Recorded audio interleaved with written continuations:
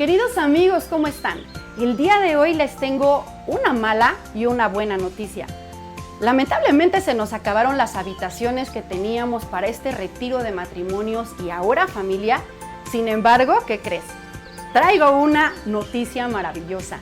El Hotel Iberoestar nos acaba de abrir nuevas secciones ahora en el Paraíso Beach y en el Paraíso del Mar para que tú y tu familia puedan acompañarnos en este gran retiro.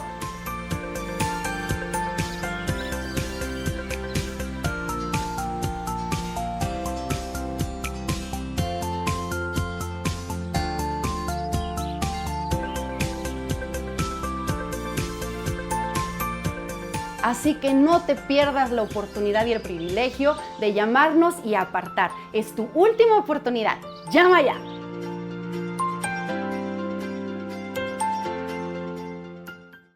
Queremos anunciarles con mucho gusto que tenemos ya disponibles más de 2,000 conferencias en audio y video, en memoria USB y en descarga también, tanto el Antiguo como el Nuevo Testamento y diversas series más.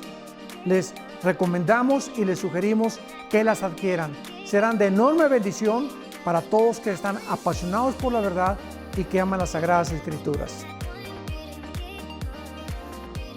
Me da mucho gusto poder anunciar mi nuevo libro titulado El Anticristo, un libro que contiene realmente información bíblica, desde luego, como de dónde surgirá el Anticristo, quién va a ser el Anticristo, si va a ser un sistema o un ser humano, y poder llegar a un punto donde nos convertamos en esclavos de este hombre que surgirá en el Medio Oriente. Les invito a que lo lean, estamos seguros que va a ser de muchísima edificación para todas sus vidas.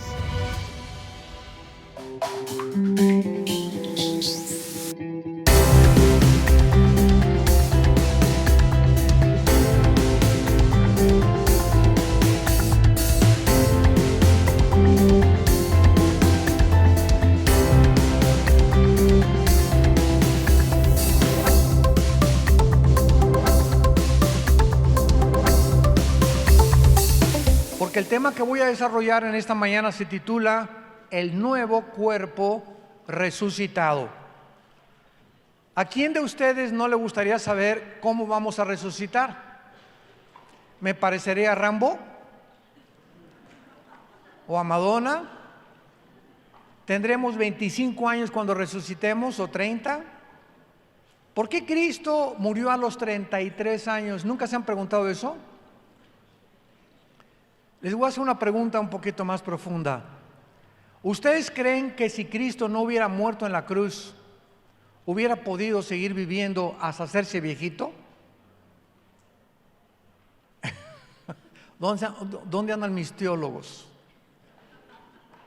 No, Él no podía.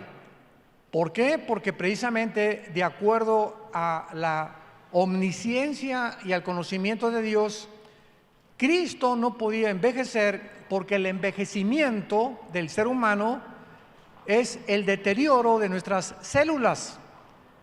Y envejecemos y tenemos que morir porque la muerte entró al mundo por un hombre llamado Adán. Y se nos transmitió hereditariamente una infección que William Shakespeare le llamaba el defecto trágico, Carlos Marx la lucha de clases, Sigmund Freud, el medio ambiente y la sexualidad infantil, pero la Biblia le llama pecado. Esta infección que todos tenemos desde que nacemos, la demostramos en la experiencia cuando los niños entre 1 año y 2 años de nacido son los dictadores más grandes de su casa. Un niño de 1 año, 2 años, ¿verdad?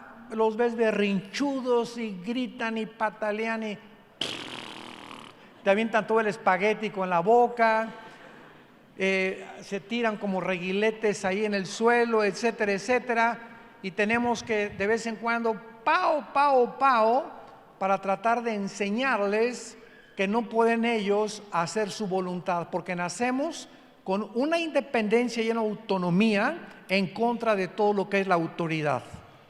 Nacemos rebeldes desde el vientre de nuestra madre. Y allá adentro estamos comenzando a patalear. Y ya cuando las mamás comienzan a decir embarazadas, ¿verdad? Ya me está pateando, ahí viene ya, como torbellino. Muy bien, entonces vamos a descubrir de qué forma vamos a resucitar, porque cuando Cristo resucitó a los 33 años, Él no podía seguir viviendo en el supuesto caso, porque Él, claro que vino principalmente a morir en una cruz, pero Dios escogió que muriera a los 33 años, porque de acuerdo a Dios, la juventud comienza a declinar de los 33 para abajo, para arriba, perdón. Así que los que tenemos menos de 33,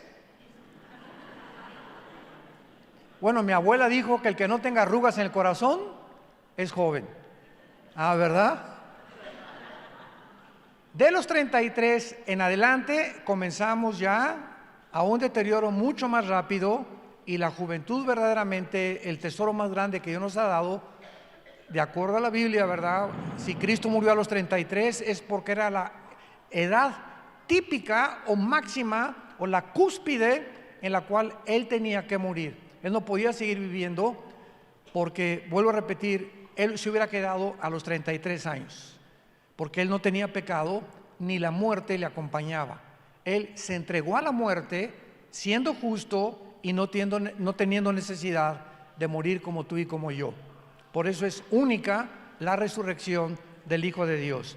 Dice 1 Corintios 15, versículo 20 en adelante: mas ahora Cristo ha resucitado de los muertos, primicias o primeros frutos de los que durmieron es hecho. Porque por cuanto la muerte entró por un hombre, también por un hombre la resurrección de los muertos. Porque así como en Adán todos mueren, en Cristo todos serán vivificados. Nos saltamos al versículo 35. Pero dirá alguno, que es nuestra pregunta que vamos a contestar: ¿cómo resucitarán los muertos? ¿Con qué cuerpo vendrán? Necio, lo que tú siembras no se vivifica si no muere antes. Y lo que siembras no es el cuerpo que ha de salir, sino el grano desnudo, ya sea de trigo o de otro grano. Pero Dios le da el cuerpo como Él quiso a cada semilla su propio cuerpo. No toda carne es la misma carne. Una carne es la de los hombres, otra la de los animales o de las bestias, otra la de los peces y otra la de las aves. Y hay cuerpos celestiales y cuerpos terrenales, pero una es la gloria de los celestiales y otra la de los terrenales. La Biblia es el único libro de los millones de volúmenes que existen en todas las librerías del mundo, el único libro que nos puede verdaderamente revelar tres preguntas que ni la ciencia, ni los filósofos, ningún historiador, ningún antropólogo, ningún escritor han podido contestar. Número uno, ¿de dónde venimos? El ser humano, para poder descubrir de una forma científica o poder afirmar de dónde venimos, necesita ser científico, porque para que sea científico tiene que ser demostrable, se tiene que probar. Si un científico no puede demostrar la observación, porque la ciencia trata con observar los fenómenos, tomar nota y comenzar, ¿verdad?, una bitácora a escribir y después probarlo con tubos de ensayo o con diferentes experimentos. Entonces, como es imposible que nadie pueda retroceder al pasado y decir cómo comenzó el universo y cómo comenzó el ser humano, muchos pseudocientíficos también inventan y se llaman teorías, hipótesis, especulaciones o filosofías. Entonces, pues se inventó la famosa teoría del Big Bang. No sé cuántos de ustedes la han oído, la gran explosión. Y entonces nos enseñan en la escuela, el universo comenzó con una explosión, ¡pum! Pero cuando se descubrió la primera y la segunda ley de la termodinámica, que demuestran y postulan la primera ley, que nada se crea ni se destruye, solo se transforma, la energía es irreversible en el sentido de poder ser destruida, y la segunda ley de la la termodinámica nos enseña que todo está sufriendo un proceso de descomposición, oxidación, deterioro, todo se echa a perder. El Sol está perdiendo millones de toneladas de masa por segundo. Entonces vivimos en un mundo que la física le llama la ley de la entropía, la ley de la descomposición. La Biblia se adelantó cuando descubrieron estas leyes y le llama la ley de la corrupción, que todo se tiene que echar a perder. Los carros se descomponen, la pintura se comienza a caer, los edificios se envejecen y nosotros estamos muriendo celularmente todos los días. Muy bien. Desde esta perspectiva nos damos cuenta que entonces el universo, ya con las leyes que se han descubierto, es imposible que del desorden se produzca el orden. Esto lo contradice la primera y la segunda ley de las termodinámicas. Es imposible que de un desorden se haya puesto un universo afinado con leyes inexorables, continuas, la gravitación, las leyes termonucleares, las leyes del electromagnetismo, la primera ley de la termodinámica. Es imposible físicamente, menos científicamente, que esto sea posible.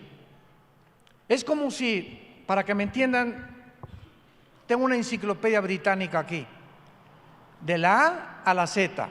Entonces la agarro con tijeras y pum, pum, comienzo a tijeretear todas las hojas de la enciclopedia británica y las pongo debajo de un ventilador. ¿Cuántos millones de años tardaría para que se pusiera en orden de la A a la Z? 10 a la 23ª potencia. Es imposible. O como si fuéramos 5 changos en un piano, ¿cuántos años tardarían para que compusieran la 10ª sinfonía de Beethoven? ¿Me van entendiendo? O como si vas por la playa y te encuentras, vamos a bajarle 3 rayitas, un motor de un Volkswagen.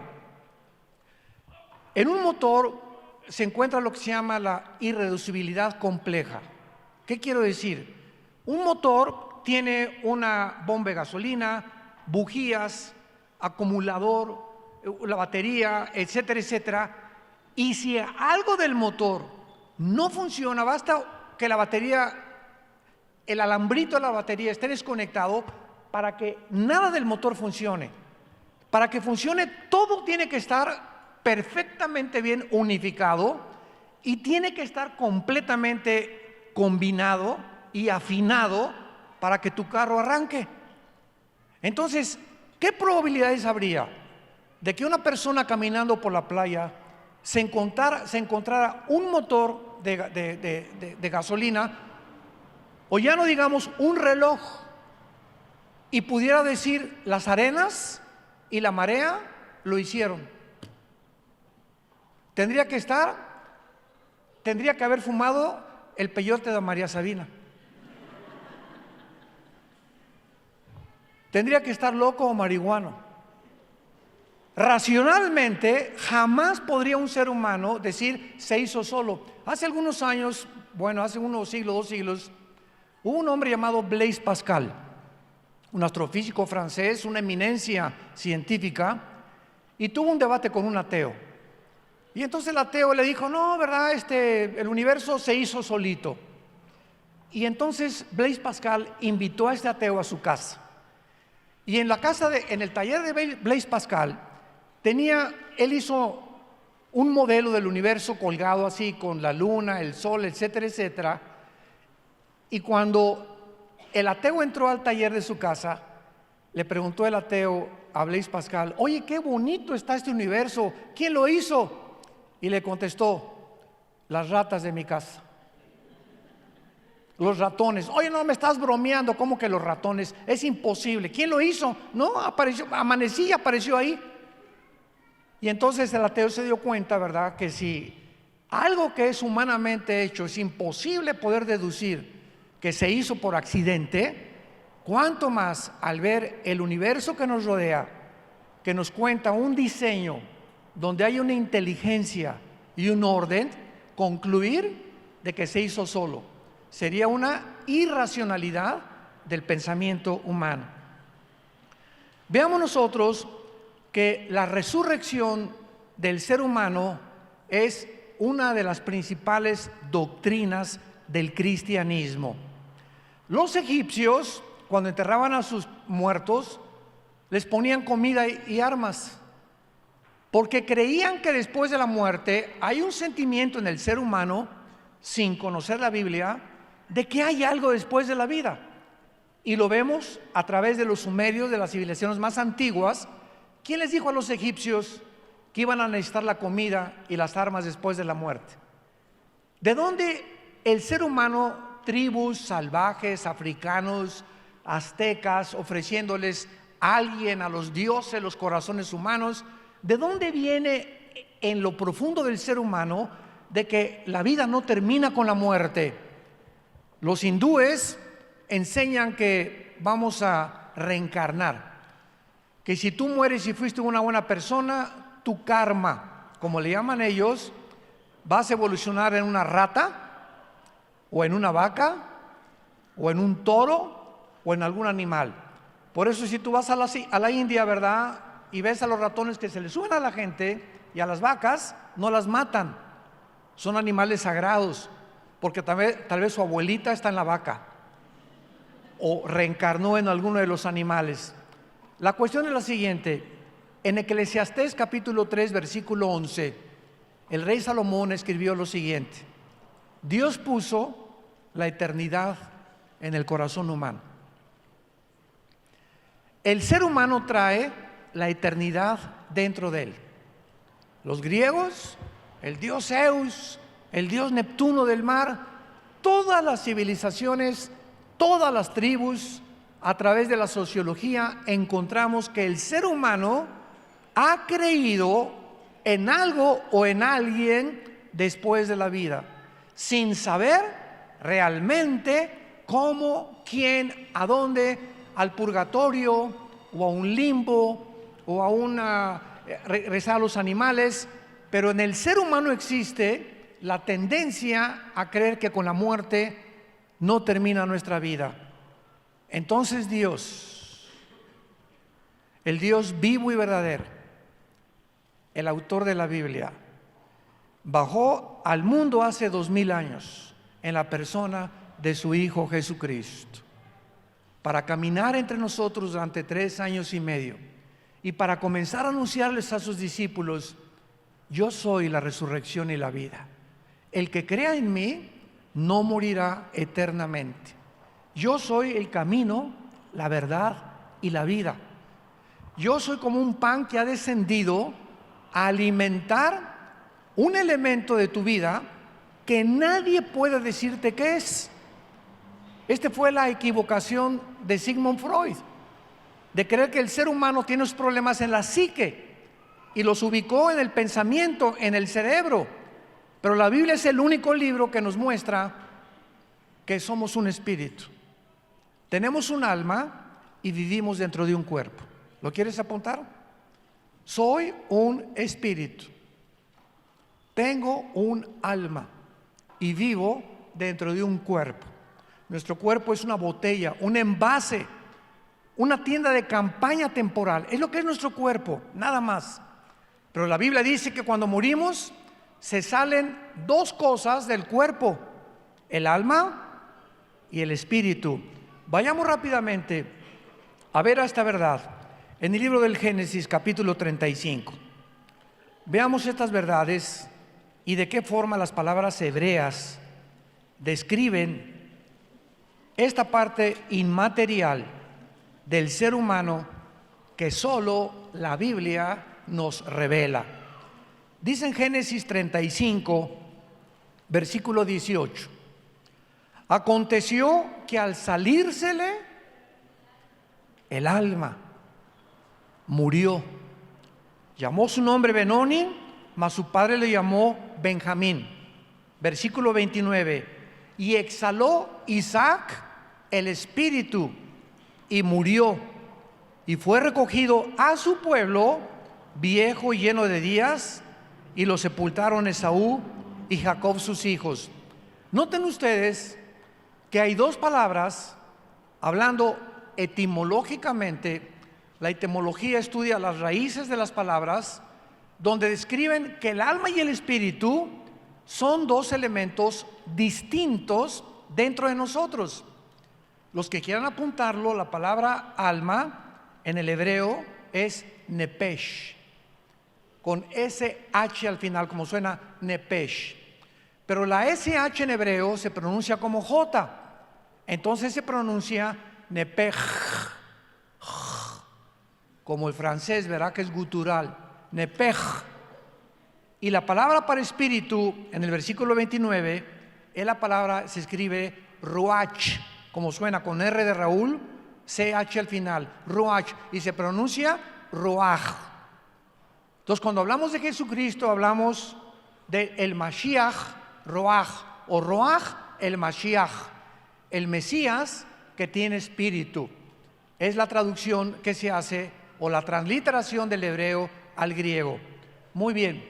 ¿Qué diferencia hay entre el espíritu y el alma? Muy bien, a los que quieran apuntarlo también.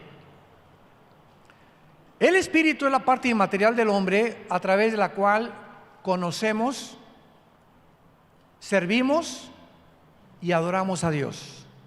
Juan 4:24, porque Dios es espíritu. Entonces, el espíritu es a través de lo cual podemos conocer a Dios, servir a Dios y adorar a Dios. Si tú no conoces a Dios a través del espíritu, no lo puedes conocer intelectualmente. Porque el alma, apúntalo, es el asiento del intelecto, de las emociones, los sentimientos y la voluntad. Las emociones, la voluntad, los sentimientos y las emociones. Es el yo. Es mi personalidad, tu personalidad. Juan Pérez es un ser almático, pero Juan Pérez tiene un espíritu muerto, separado de Dios desde que nacimos. Lo que los hombres como Carlos Marx, Sigmund Freud, etcétera, etcétera, han tratado de describir el problema humano, la Biblia lo describe como que nacimos muertos espiritualmente. Y miren, la palabra muerte en la Biblia no significa cesar de existir. La palabra muerte, thanatos, en el griego, significa no morir o separarte eternamente de Dios. Entonces, cuando tú mueres, te separas de tu cuerpo, lo entierran, o se lo tragó un tiburón, o moriste en un terremoto y te hicieron polvo, o acabaste quemado como a los cristianos del primer siglo los quemaban y le hacían teas ardientes de sus cuerpos, se convertían en ceniza, pero su alma y su espíritu salía. Ahí el cuerpo se quedaba quemado como fuera, pero el alma y el espíritu se van hacia Dios cuando nacemos. Y este estudio se trata, que voy a desarrollar, de ese nuevo cuerpo que Dios nos va a dar, ¿cómo va a ser? ¿A quién te vas a parecer? Y las características de nuestro cuerpo resucitado van a ser exactamente con las mismas características del cuerpo resucitado de Jesucristo. Vayamos ahora a Filipenses capítulo 3, versículo 21. Esto es extraordinario, esperanzador, maravilloso. ¿Cuántos secretos tiene la Biblia? Filipenses 3, versículo 20 y 21. Mas nuestra ciudadanía está en los cielos, de donde también esperamos al Salvador, al Señor Jesucristo, el cual transformará, y esta palabra es la palabra griega metamorfeo, de ahí viene la palabra metamorfosis, que es el cambio que sufre un gusano cuando se convierte en mariposa. ¿Han visto ustedes ese cambio? ¿No lo han visto algún día? Y un día de niño, creo que tenía como 11 o 12 años de edad, teníamos mucho jardín ahí en la casa de ustedes, y vi, me corrió mi hermana y me dice, oye, ven a ver esto inmediatamente. Y vimos cómo comenzó a romperse el cocuyo, como se le llame, y de repente ese cuerpo, ¿verdad?, que no tenía absolutamente nada, de ahí salió una mariposa con alas, ¿verdad?, libre del cuerpo que dejó pegado en el árbol.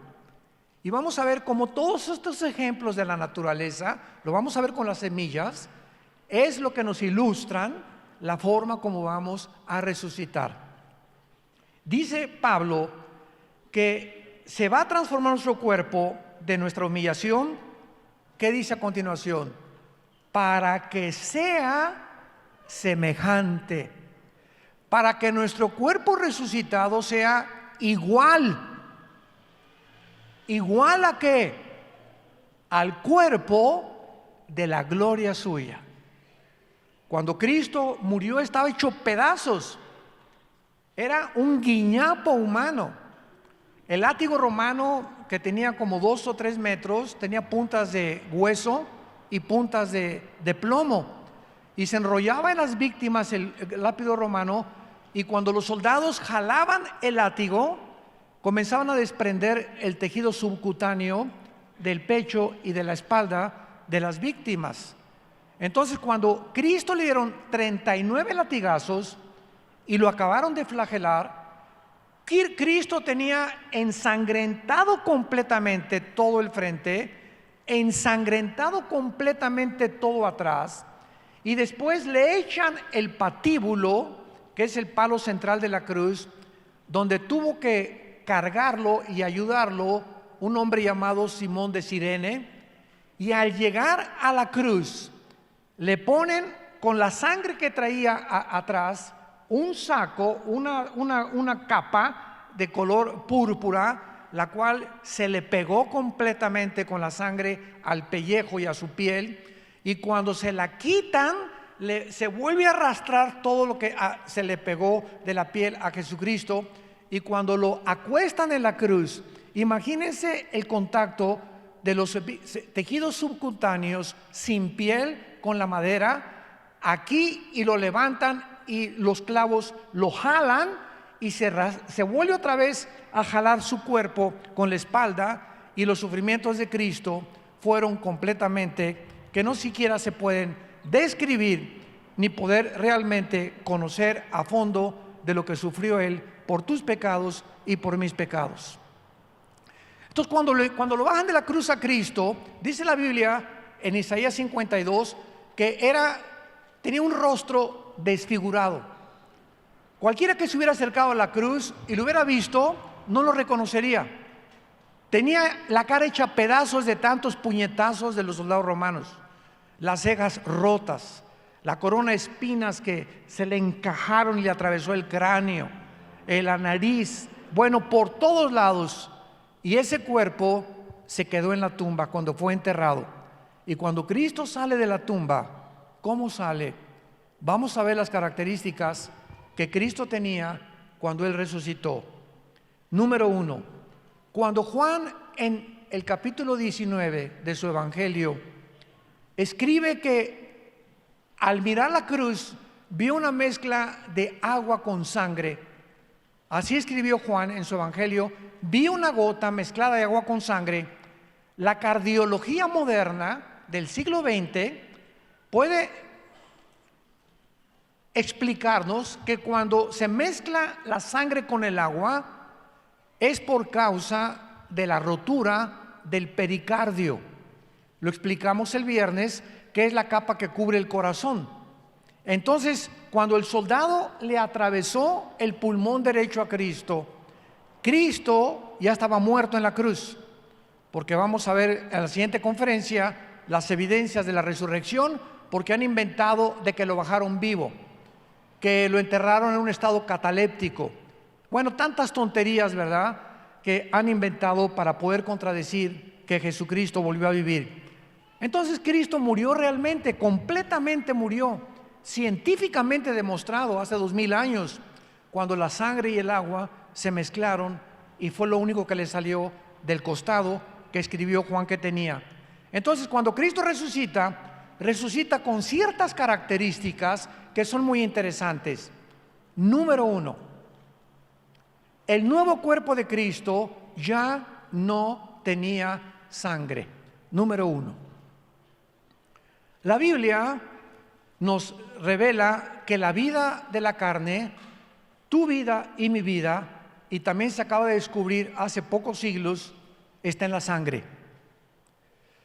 Hace como 2 o 3 siglos, cuando había enfermos, los reyes y los soldados les ponían tapones en la espalda, imagínense nada más, para sacarle sangre, para succionarle la sangre, o sea, les aceleraban la muerte, creyendo que quitándoles más sangre iban a vivir más tiempo. Y cuando se descubre, ¿verdad?, que es la sangre lo que le da vida al cuerpo y que el torrente sanguíneo corre a través de una tubería que se llaman arterias y venas desde la punta de mi cabeza hasta la punta de mis pies. Los casi 225 gramos de azúcar que tienen los refrescos entran a tu sistema sanguíneo. Cuando tomas agua de limón, entran a tu sistema sanguíneo. Cuando tomas una copa de vino, entran a tu sistema sanguíneo. Y de acuerdo a las nutrientes y a las características que tiene el líquido que ingieras, es el resultado de tu salud. Entonces tu sangre va a llevar el azúcar y te va a comenzar a circular por todo tu cuerpo, y el azúcar se acaba de descubrir hasta el siglo XX que es el veneno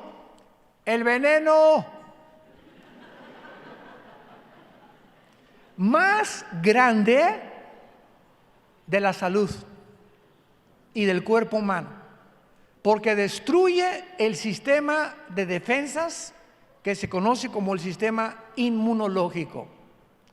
Entonces, cuando comienzas a tener mucho azúcar, muchas veces ese azúcar se va también a los riñones. Y entonces encuentras en la iglesia, ay hermano, me duermo cuando estoy en la iglesia. Y me da flojera leer la Biblia. Y no la entiendo. Y me he sentido muy cansado. Y estamos hablando de personas de 30, 40, 50 años de edad, no de viejitos de 90. ¿De dónde viene esa falta de energía? La mayor parte de las veces estás intoxicado, estás intoxicada.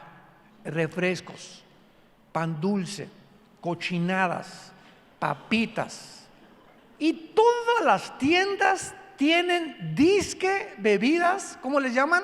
Energetizantes. El diablo es un tramposo. Cristo le llamó al diablo el padre de las mentiras. Y todo está inundado en el mercado porque todo el propósito de él es debilitarnos físicamente.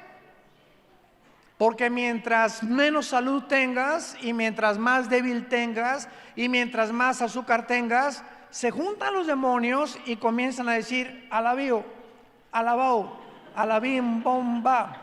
Duro con él, duro con él, duro con ella.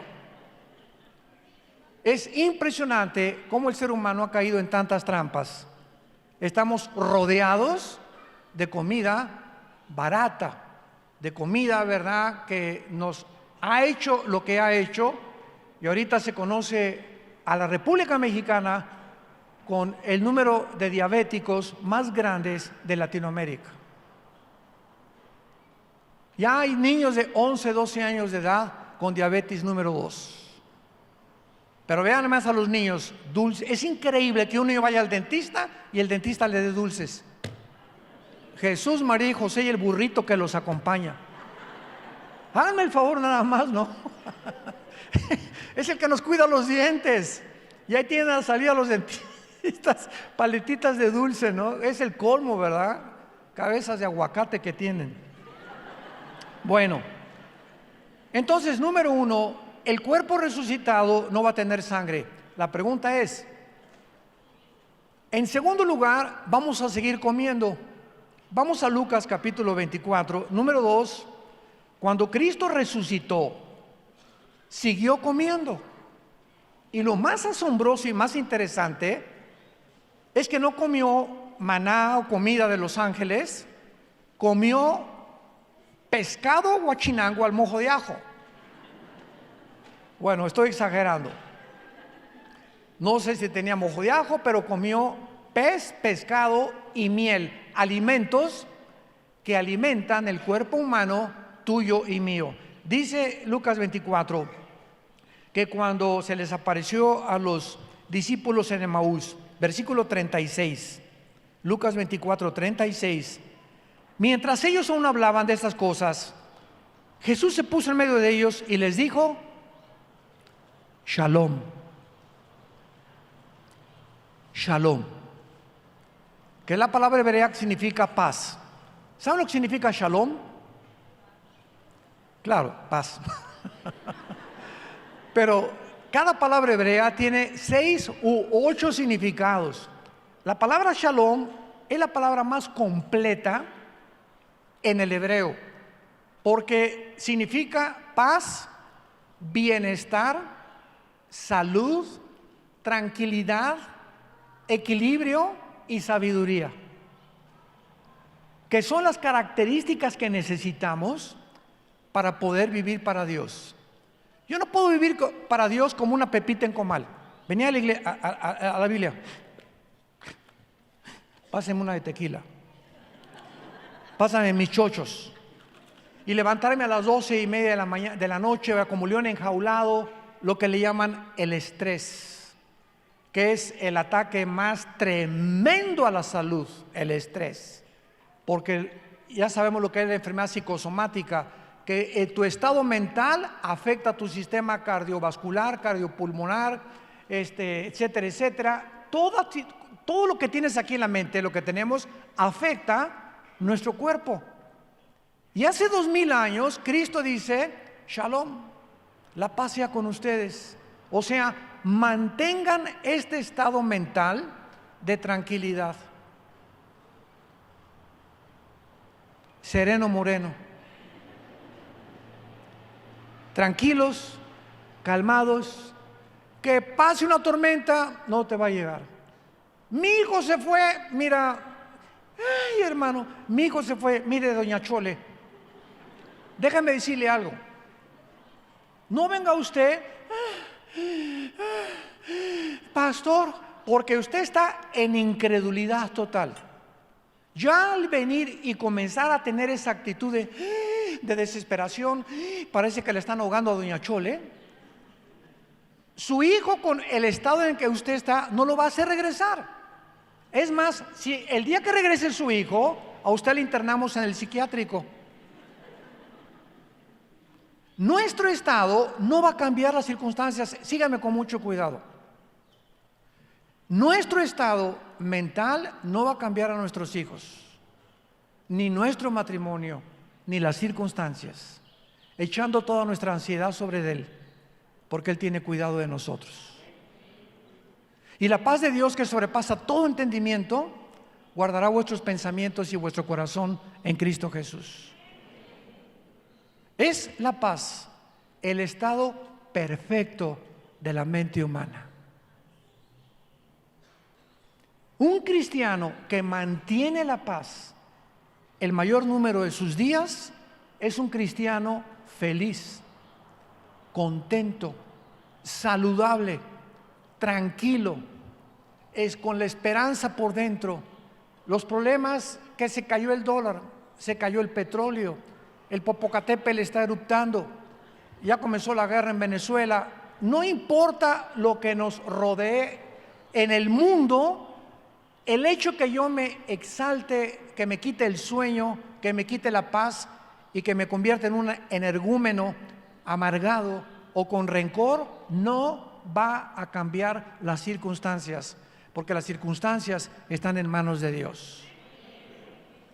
Hace algún tiempo había un rey en la India que hizo un concurso para que la gente pudiera pintar un cuadro que describiera la paz.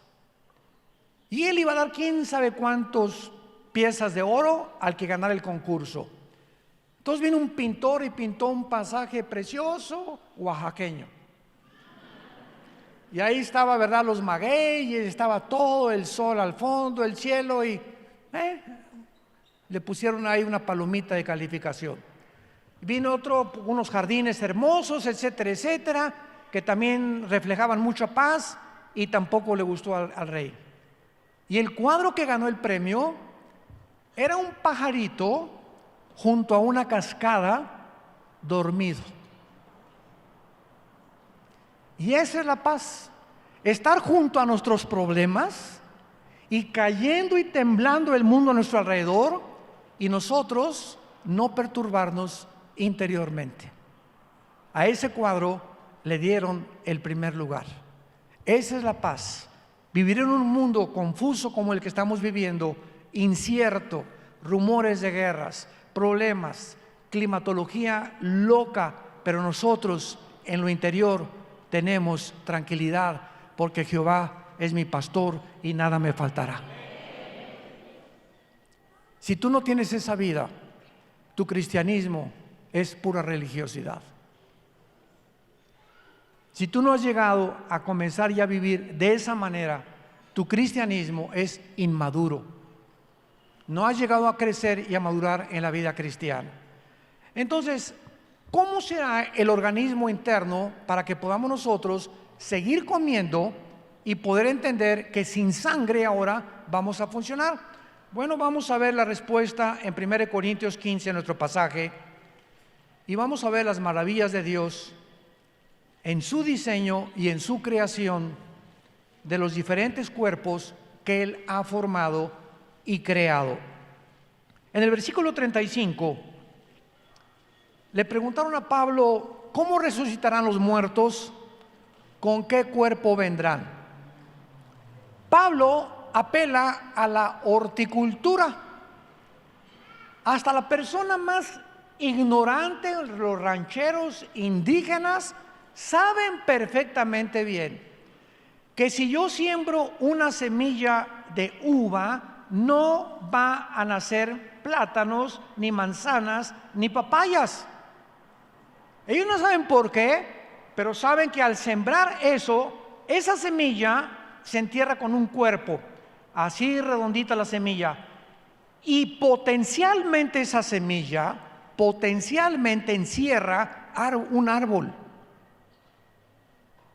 Un árbol tuvo su origen en una semilla.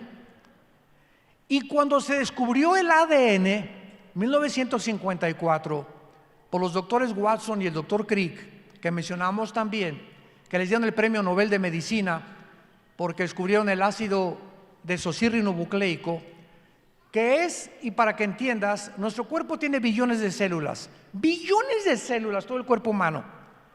En cada célula hay un software. En cada célula de tu cuerpo y de mi cuerpo hay información codificada. Esta información nos demuestra inteligencia, porque si hay información, una mente inteligente tiene que haber detrás de eso. Y en cada célula de tu cuerpo está escrito quién eres, tu tamaño, tu estatura, tu color de piel, tu color de ojos, enfermedades de tus tatarabuelos que pueden transmitirse, de tus abuelos, la mitad de los cromosomas de tu mamá y la mitad de los cromosomas de tu papá y de los míos también. Traemos la información de mi mamá y traigo información de mi papá. Y todo esto venía en un esperma de mi papá microscópico, de los millones que existen en una eyaculación. Cuando se juntó con mi mamá, el cromosoma Y de mi papá fertilizó el cromosoma 2X de mi mamá y salimos macho camacho. Las mujeres no tienen el cromosoma Y que tenemos los varones. Entonces, biológicamente, el que determina nuestro género no es la doctora Corazón, ni los sexólogos, ni la famosa ideología de género que se formó en el infierno. El que determina nuestro género es Dios.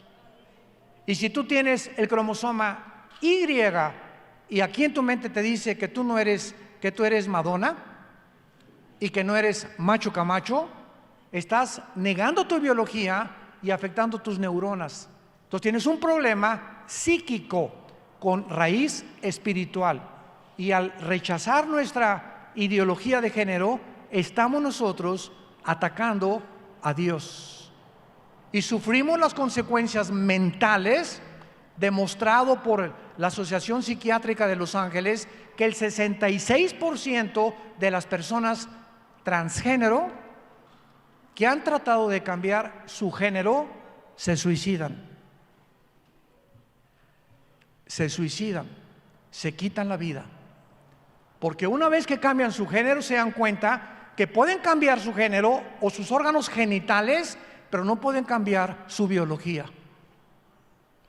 No pueden cambiar su herencia genética, que lucha contra el problema mental que ellos adquirieron. Hemos violado las leyes de Dios. Entonces, es maravilloso que la resurrección se compare con las semillas. Entonces, el esperma del ser humano, el ADN del ser humano, no lo tiene chita, ni los changos o los simios. La semilla y la información genética de una papaya tiene los ingredientes nutricionales y los minerales que Dios le puso a la papaya, para que cuando tomes papaya sepas que tu flora intestinal va a ser beneficiada, porque la papaya es buenísima para la digestión. La manzana, que le llaman la reina de las manzanas, no tiene las características que tiene la papaya, tiene otras. Un huevo tiene los aminoácidos que no tiene ningún otro alimento. La uva tiene los anti-envejecimiento y los antioxidantes que no tiene tampoco ninguna semilla.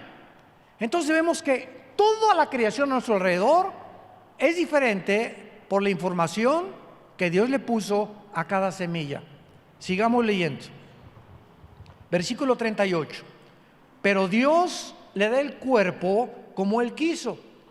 ¿Cómo son las uvas? Chiquitas, verdecitas o moraditas. Las papayas, un poquito más grandes, rojizas, amarillitas por dentro. Las manzanas hay verdecitas, hay rojas. Los mangos tienen otro contorno, los plátanos tienen otro contorno. ¿Quién les dio a esas semillas el cuerpo con lo cual conocemos las frutas? Dios. Ok, ¿cuántos cuerpos tienen las frutas? Uy, hay cientos de frutas. Ahora, al mismo tiempo, Dios a las aves les dio un cuerpo. Y el diseño de Dios, impresionante a las aves, fue que nunca el ser humano, aunque inventamos ya los aviones y volamos, jamás tendremos las características para poder volar como las aves. Les dio un cuerpo especial para que sientan las diferentes capas del aire y se mecen y venga el águila como a 3-4 kilómetros y pueda matar a un pescado, etcétera, etcétera. El alcohol tiene otras características, pero el cuerpo de las aves es diferente al de los peces. Los peces, para que sobrevivan en su hábitat, necesitan un sistema de branquias de respiración diferentes a los mamíferos terrenales. Entonces dice el versículo 39, no toda carne es la misma carne. Asombrémonos. Una carne es la de los hombres. Nuestro cuerpo no fue para vivir debajo del mar. Nuestro cuerpo no fue para agarrar con nuestras manos diseñadas especialmente para tocar el piano, tocar instrumentos, tocar la guitarra, escribir, etcétera, etcétera, para agarrarnos de las ramas de los árboles, como las manos que tienen o las garras que tienen los changos y otros mamíferos y otras criaturas terrestres. Nuestro cuerpo fue diseñado para vivir sobre la faz de la tierra. Nuestro cuerpo no fue diseñado para vivir en la luna. ¿Ya saben de las nuevas lunas de miel a la luna? Por el amor de Dios. ¿De cuál fumaron? ¿Cómo es posible que yo quiera irme de luna de miel a la luna, donde en la luna no existe el espectro electromagnético para comunicarnos? Necesito una escafandra. ¿Cómo voy a besar a mi esposa? Le voy a mandar los besos así nada más, ¿no? ¿Cómo es posible que lo pueda comparar con mi luna de miel en Cancún, por el amor de Dios? O en Acapulco, en Puerto Vallarta, ¿no? Pero así estamos de locos. Hay un ruso que pagó millones de dólares por ser el primero en irse para allá. Pues ahí nos vemos, mundo cruel, después te veremos. Pero es impresionante que Hechos 17, Pablo dijo que Dios nos hizo para habitar sobre la faz de la tierra, y antes que Alberto Einstein descubriera a través de la teoría de la relatividad que es imposible que el hombre conquiste el espacio, a lo mucho llegaremos a la luna y mandaremos ahí pininos a Marte, pero es imposible que el ser humano, como la guerra de las galaxias y las naves espaciales, por dos situaciones. Una, la velocidad de la luz, 300,000 kilómetros por segundo. Por más que desarrollemos una nave que vaya a la velocidad de la luz, se desintegraría en segundo lugar por la velocidad de la luz, y en segundo lugar por el tiempo. El tiempo en el espacio no pasa igual que el tiempo aquí en la tierra. Si tu novia o tu esposa o tu esposo te dice: mi amor, soy astronauta, me voy a Marte, nos vemos en 5 años, cuando regrese tu esposo a los 5 años, tú vas a tener 60 y él 50. Te va a decir: bye. ¿Por qué? Porque se envejece más rápido aquí en la tierra que en el espacio.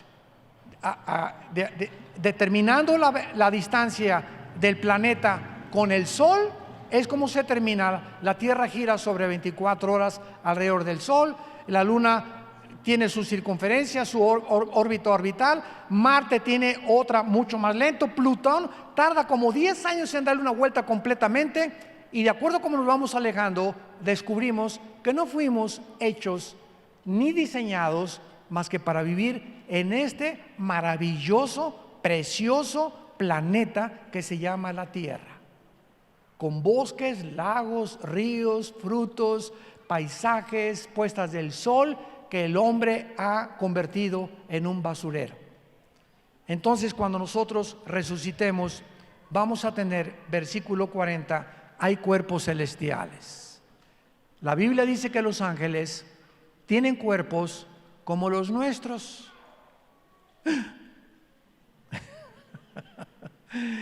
En Génesis 18, Dios toma forma humana con 2 ángeles y se les aparece a Abraham y a Sara. ¿Qué creen que les dio de comer a Abraham? A Dios y a los ángeles. Tlayudas. No. Cabrito les dio. Mandó a Sara que hiciera un cabrito, pues las tlayudas no existían, pero vemos que los ángeles tienen cuerpos que no están sujetos a la ley de la gravedad, a la segunda ley de la termodinámica, ni al electromagnetismo bajo el cual tú y yo estamos. Además de que nosotros vivimos en cuerpos de 4 dimensiones: alto, bajo, ancho, y Einstein descubrió la 4ª dimensión, el tiempo. Entonces los ángeles son criaturas que están fuera de nuestras 4 dimensiones, fuera de las leyes cósmicas del universo, pero que al mismo tiempo se pueden materializar, caminar entre nosotros, y muchas veces dice Hebreos 13 que podemos ver personas que no son personas, que son ángeles, sin que sepamos nosotros que son ángeles, porque toman el cuerpo que nosotros tenemos. No se meten en el cuerpo humano, se materializan como un ser humano. Y cuando Cristo resucitó, atravesó las paredes donde se encontraban todos los discípulos. Ay, los romanos vamos a acabar igual, etcétera, etcétera. Y atraviesa Cristo, y entonces le dice a Tommy Boy, Tomás, el que le contaron: oye, Cristo resucitó. No, no es cierto. Tomás era un agnóstico, era una persona que no creía absolutamente en algo sobrenatural. Y Tomás dijo: hasta que yo no ponga mis manos en sus manos y ponga mi mano en su costado, no voy a creer. Y cuando Cristo resucita, Tomás se acerca, le dice Cristo: acércate, y Cristo le dice: pon tus manos aquí, Tomás. Y cuando Tomás toca las manos de Cristo, mantenía Cristo los agujeros de su clavo en su cuerpo resucitado, y glorificado. Y cuando Tomás toca las manos de Cristo, no la atraviesa. No era un espíritu el cuerpo de Cristo, era un cuerpo que era semejante al de nosotros, pero con condiciones diferentes, porque al mismo tiempo que atravesó las paredes, se materializó y se desmaterializó. Cuando nosotros resucitemos, tendremos estas características. La materia formada por moléculas y átomos ya no nos va a impedir. Ahorita si le hago así, aquí a esto de acrílico, me rompo las manos, porque los átomos que forman el acrílico tienen una estructura mucho más cerrada que los átomos de mi mano.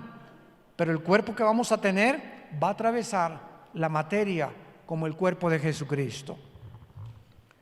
Y finalmente, cuando nosotros resucitemos, no tendremos sangre, vamos a poder seguir comiendo alimentos, vamos a poder materializarnos y desmaterializarnos, y en cuarto y último lugar, no estaremos sujetos a las leyes cósmicas del universo en el cual vivimos. Cuando Cristo ascendió, Hechos capítulo 1, ¿qué estaba haciendo Cristo? Venciendo la ley de la gravedad. ¿Cuál es la ley de la gravedad? Que la ley de la gravedad atrae a todos los cuerpos más pesados que el aire hacia el centro de la tierra. Entonces Cristo se enfrenta a los discípulos, comienza a elevarse y ante los ojos de los apóstoles se va al cielo con su Padre a preparar lugar para nosotros. Cuando nosotros resucitemos, las leyes que actualmente operan no estarán en función a las leyes bajo las cuales estaremos cuando todo esto lo olvidemos. Y dice Isaías 65 y 66, ya no me da tiempo, vamos a seguir comiendo frutas y vamos a ser vegetarianos otra vez. Vamos a seguir reproduciéndonos, vamos a seguir teniendo hijos. Isaías 65, ya no habrá maldición para parir de las mujeres, y nadie habrá con envidias que te quieren robar, ni mucho menos. Durante 1000 años, el milenio, viviremos aquí en este planeta, restaurada la ecología con Jesús, que serán nuestras vacaciones. ¿Cuántos de ustedes ya tienen, no levante la mano, a Jesús en su corazón? En este momento la puedes tener, diciéndole las siguientes palabras. Inclina tu cabeza y con todo tu corazón dile estas palabras.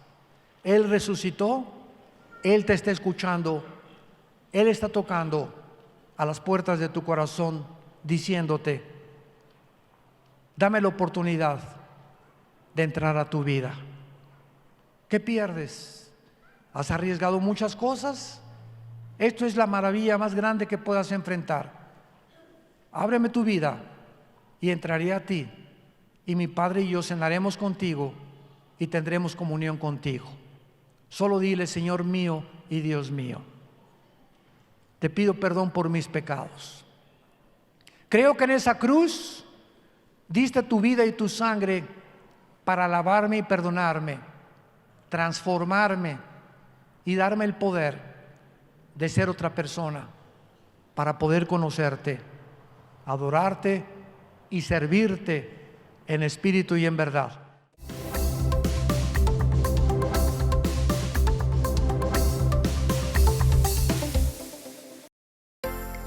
Vida Nueva para el Mundo se sostiene y propaga el mensaje de salvación de Jesucristo gracias a Dios y a tus donativos. Llevemos juntos el Evangelio de Jesucristo al mundo entero.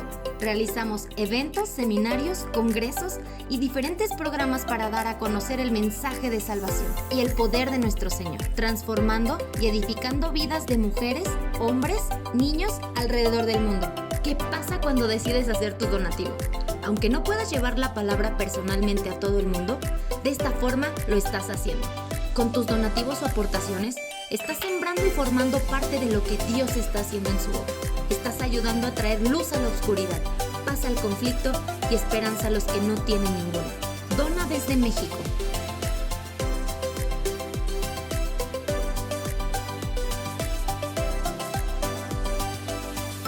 Dona desde Estados Unidos.